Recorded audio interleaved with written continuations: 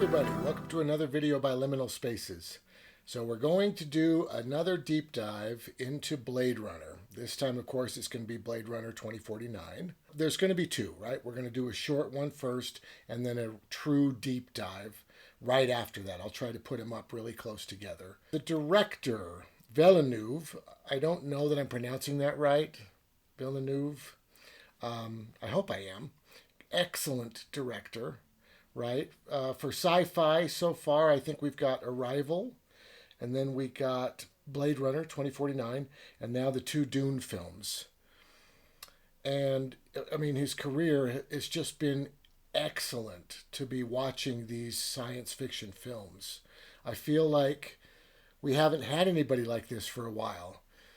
You know, I'm not a big fan of Christopher Nolan. I can't look at his sci-fi work and be like, this is our sci-fi director. I just can't do it. I'm sorry. But Villeneuve, I definitely can. I love the work that he does in science fiction. Honestly, I would equate him to Steven Spielberg. From the 80s, I know that they don't make similar films, right? I don't know if Spielberg would make a successful Dune film. Right? I mean, they tackle different types of subjects, but they're doing sci-fi.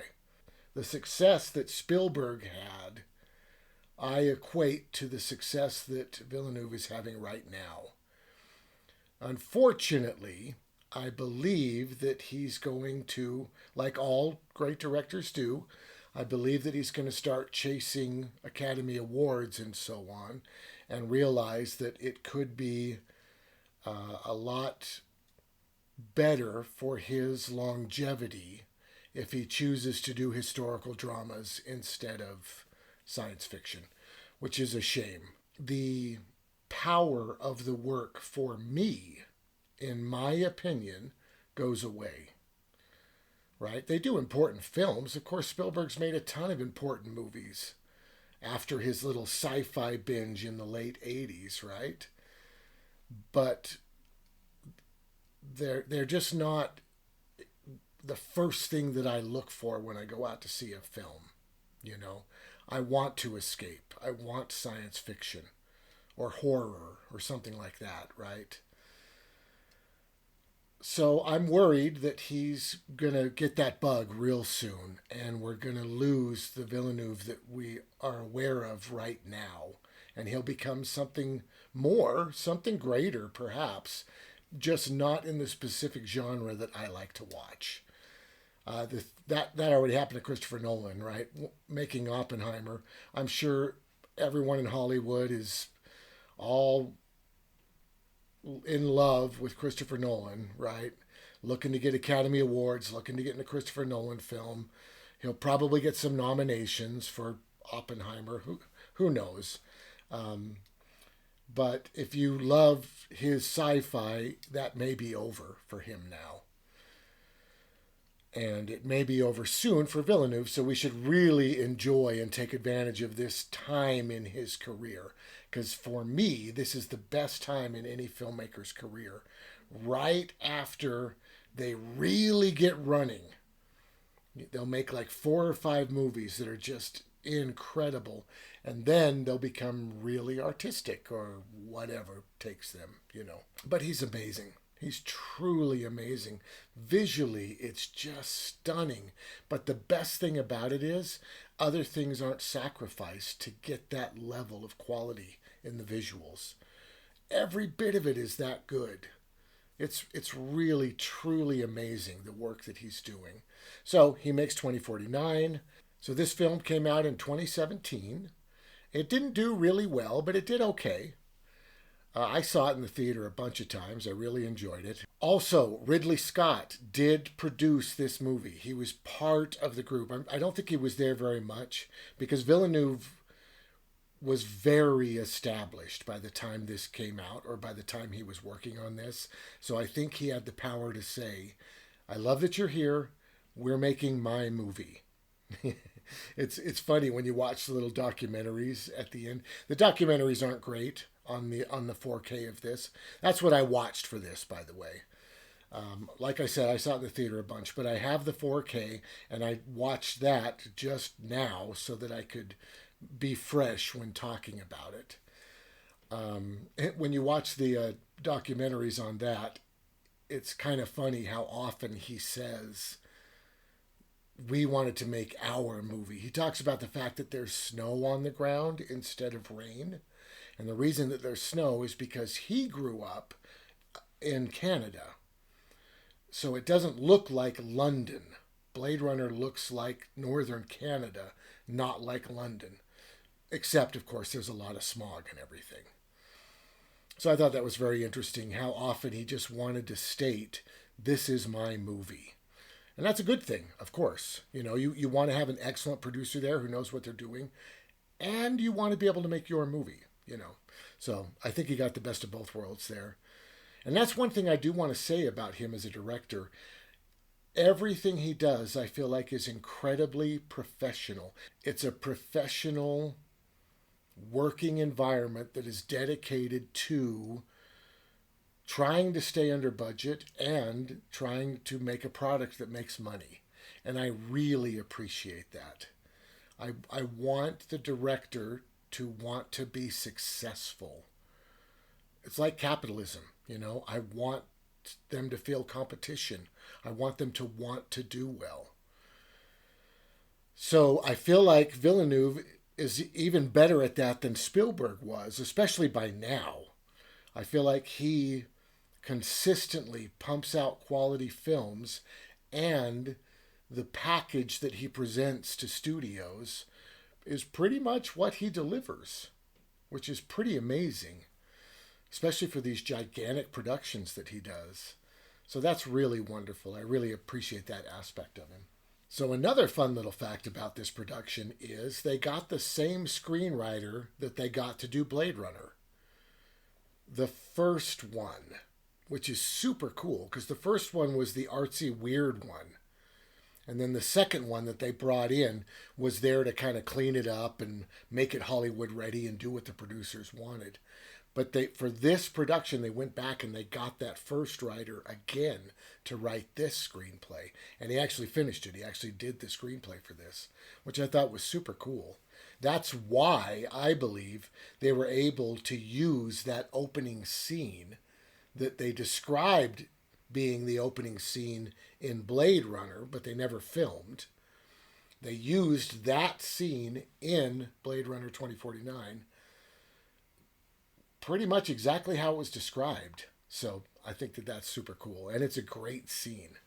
The scene where he shows up at the farm in order to get rid of this replicant that they realized had escaped. Okay, so the basic plot of this film is there is a replicant who is a cop, and his job is a Blade Runner. He retires replicants. So apparently now replicants are completely legal on Earth. There's no trouble having them on Earth. The only replicants that they're worried about on Earth are the old ones, right? The Nexus 6s and the Nexus 8s. Any of those that come to Earth, Blade Runners have to get rid of. But the newer stuff is completely fine because they do not disobey orders. They do what they're told.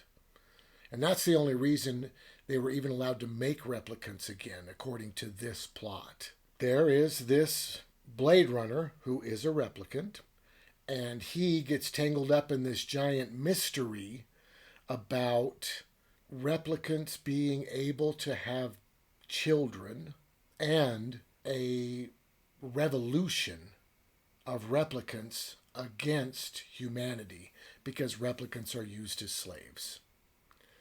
So it's this big, tangled, crazy plot, which is really wonderful and a bit confusing, and I'll get into that in the deep dive, of course. But that's just kind of the basic idea of the film. This Blade Runner trying to get along in this world that is about to explode. So the themes of this film, we've got fear of corporate takeover, of course, right? That's a major theme in the first film, and still a major theme in this second film here. The Tyrell Corporation has been taken over, and now there's a new company that's making replicants who do what they're told. But they're still doing the same stupid crap, which is just trying to make humans. And they're going so far as to try to make the replicants be able to reproduce themselves so that they don't have to make them anymore. They just get the profit of selling replicants, and then they just create more so they can sell them for more, because you know they're going to have babies eventually. I mean, it's ridiculous. It's completely ridiculous. So that's a theme. And then also a theme of racism, I believe. And I'm going to put it that way because this film really deals with the idea of second-class citizens. People who have no respect from anyone and are basically slaves. I shouldn't even say basically, they are slaves. This is really shown through the main character because, of course, the main character is a replicant. So everyone hates him. He has no relationships. He has no friends. Right? The only thing he has is an AI companion that hangs out with him, and that's it. When you watch, when you read anything about this or you watch the documentaries, they keep talking about what it means to be human. And I hate to say it, but I think that that's kind of a load of crap because they're not exploring that issue at all in this film, I don't believe. There's a couple of lines that might suggest it, like he's like, I've never retired anybody who was born instead of just built. And their boss says, is that a problem? And he says, I'm afraid that it has a soul. Like, you could argue that that's what defines humanity, is they have a soul. But I don't know. It's not supported enough in the film for me to believe that that is the theme of the movie. I just feel like that's a bunch of nonsense. It sounds good, but the bottom line is if they wanted to explore what it means to be human, they needed to have things in the movie that weren't human. And I know replicants aren't human, but they're all played by humans. There's like literally no difference. You think about the love scene in this movie. They don't go too far into this, which I appreciate, right? It's not necessary for the plot, but the romantic part, I think, is. And they don't go too far into the sex. There's not a sex scene, which I'm really thankful for. Because when they shouldn't be there, it's really jarring to see that stuff. When it should be there, that's fine, just fine, of course. But when it shouldn't be there, when it's there literally just for profit, it's a problem. But they have this love scene where they have a robot who wants to have sex with his AI. But the robot can't touch the AI. So the AI hires a prostitute. The prostitute comes in, the AI layers itself over the prostitute so the robot can have sex with the prostitute that looks like the AI. Now, the scene looks kind of normal. You've got the AI thing happening, which is a little bit weird, but the male is a human. So it's not too jarring. If that was a robot, right? If it was the Terminator without its skin, I don't think they'd put that scene in the movie. Because the audience, I feel like most of the audience doesn't even remember that the person is a robot while watching that love scene. Right? The aesthetic of casting the robots as humans takes away the ability to explore what it means to be human. If the robots had wheels for legs and giant tentacle arms, and they started asking, how can I be human? Then we would have a film about what it means to be human. But the reality is we just have a film about slavery and about racial equality, which are incredible, cool issues that sci-fi stories and films have tackled for a long time. I think it's a wonderful genre. And I know most sci-fi writers, of course, would say, "Well, yeah, that's what we're doing." You know, it's the perfect genre to tackle social issues because people feel an aesthetic distance from them, so they don't feel attacked. You know, even though the writer or director may be pointing out flaws in us, and I think this film does point out flaws in us, which is very cool. So I believe the major theme would be racism and also a fear of corporate running everything. All right, so we got to give this thing a rating. So let's start with science. So the science of this film, I think, is pretty dang good. Of course, they have flying cars. They have robots, right, which is super cool. I really like that. The plot itself, and I know that this gets tied up into science and it's kind of weird, but I feel like part of science is tactics and choices that the plot might make, the direction the film might go in. You know, does it make sense? And this one is a tiny bit rough around the edges, this plot. It's cool. I really enjoy it. And when we get into the deep dive, I'll be able to go into specific points. But I think overall for science, I'm probably going to give this thing a 7. You know, it's pretty dang good. It's not perfect, but it's pretty dang good. Next up is philosophy. The philosophy is a 10, right? Of course, they're trying to tackle huge issues through science fiction, which is wonderful. So philosophy straight up a 10. I love that. Heart. These are dark movies. These films, I believe this film is a bit like Blade Runner in the aspect of heart. I believe that the replicants, because they're childlike, show a lot more heart than I think the adults, the humans in the film do. Now, it's kind of weird because the lead is a replicant. It's not like Deckard, you know? He's a replicant, and he has some very cool moments. I feel like the heart of this really lies with the evil replicant.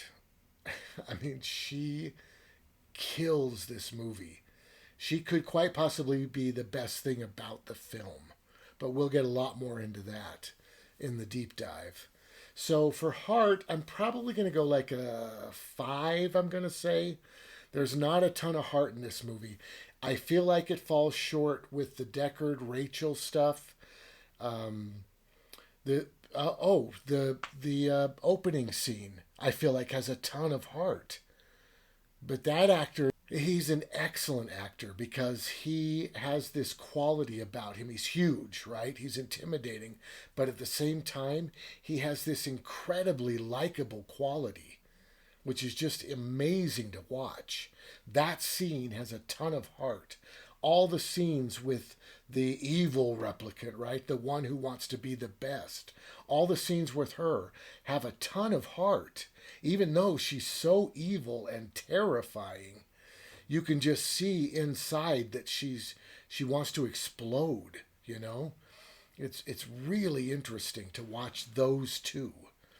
So in the heart region, right? So I'm going to give it a 5 for heart. So I think we've got a 7, a 10, and a 5. And then last is kind of the awe, the mystery. And I feel like this film's kind of low in that. I'll probably go a 5 for that as well. We know the world pretty well. The new stuff that they kind of introduce is the AI, which for us now is kind of old news, you know, honestly. And at the time the film was made, I feel like it's kind of old news. It really feels weird because you have to justify in the film, why the heck would you have an AI when you could just have a robot? What is the point? And of course, there might be people who are still afraid of robots, so they want an AI because it can't hurt them. That could be a thing. They don't mention that in the film at all. That's just me making stuff up, right? Also, it could be an economic thing. It's possible that robots are too expensive for most people. Even though they give them away for free when you leave the planet. You get a free replicant just for leaving. The people on Earth can't leave, of course, because they can't pass the tests. If they could, they would, I'm sure. And they'd get their free robot. So I guess on Earth, there's some kind of economy, and the people who can't afford a robot get an AI. Buy an AI, I should say. So I don't think there's a lot of awe in this film if you're already used to Blade Runner. If you'd never seen Blade Runner, I think it would grab you. The music certainly grabs you. The music's incredible. I'll go more into that in the deep dive too, but wow. That's kind of awe-inspiring. So I'll probably give that a 5.